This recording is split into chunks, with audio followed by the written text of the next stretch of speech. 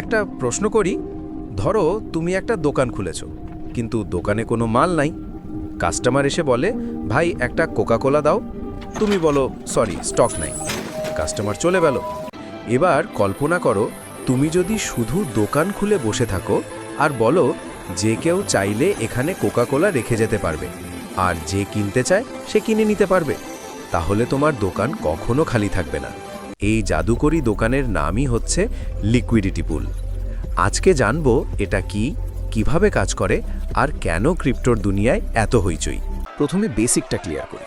ক্রিপ্টোতে trade করার জন্য আমরা সাধারণত বাইন্যান্স, কয়েনবেস এর মতো সেন্ট্রালাইজড এক্সচেঞ্জ ব্যবহার করি। সেখানে একটা অর্ডার বুক থাকে, কে কত দামে কিনতে চায়, কে কত দামে বেচতে চায়। কিন্তু ডিসেন্ট্রালাইজড এক্সচেঞ্জে যেমন ইউনিসোয়াপ, প্যানকেকসোয়াপ কোনো অর্ডার বুক নাই। তাহলে ট্রেড হয় কিভাবে? উত্তর হচ্ছে লিকুইডিটি পুল দিয়ে। লিকুইডিটি পুল মানে একটা বড় বড় স্মার্ট কন্ট্রাক্টের পুকুর। এই পুকুরে দুইটা জিনিস থাকে, দুই রকমের টোকেন। উদাহরণ বিএনবি আর কেক। অনুপাত সবসময় 50-50 ভ্যালুতে থাকে। ধরো পুকুরে 1000 বিএনবি আর সমান দামের কেক আছে। এই পুকুরে টাকা জমা দেয় সাধারণ মানুষ, তাদের বলা হয় লিকুইডিটি প্রোভাইডার বা এলপি। লিকুইডিটি প্রোভাইডার কি করে? সে তার পকেট থেকে বিএনবি আর কেক সমান সমান ভ্যালুতে পুকুরে জমা দেয়। বিনিময়ে সে পায় এলপি টোকেন। এই এলপি টোকেন হচ্ছে তার পুকুরের শেয়ার। যত বেশি টাকা জমা দেবে তত বেশি শেয়ার পাবে। এখন ধরো তুমি একজন ট্রেডার, তুমি কেক কিনতে চাও বিএনবি দিয়ে। তুমি পুকুর থেকে কেক তুলে নাও আর পুকুরে বিএনবি ঢেলে দাও। কিন্তু দাম কিভাবে ঠিক হয়? এখানে আসে একটা simple formula, x into Y equals to K. অর্থাৎ পুকুরে বিএনবির পরিমাণ ইন্টু কেকের পরিমাণ সবসময় একই থাকবে। তুমি যত বেশি বিএনবি ঢালবে, কেকের দাম তত বাড়বে। এটাকেই বলে অটোমেটেড মার্কেট মেকার বা এএমএম। লিকুইডিটি প্রোভাইডাররা কেন এত কষ্ট করে টাকা জমা দেয়? কারণ তারা পায় ট্রেডিং ফি। তুমি যখন ট্রেড করো 0.3% ফি কাটে ইউনিসোয়াপে। এই ফি পুরোটাই যায় লিকুইডিটি প্রোভাইডারদের পকেটে। তাদের এলপি টোকেনের অনুপাতে ভাগ হয়। মানে পুকুর যত বড়, ট্রেড যত বেশি, তাদের আয় তত বেশি। এটা যেন একটা পুকুরে ভাড়া দিয়ে প্যাসিভ ইনকাম। এবার আসি সবচেয়ে বড় ঝুঁকির কথা, ইমপারমানেন্ট লস।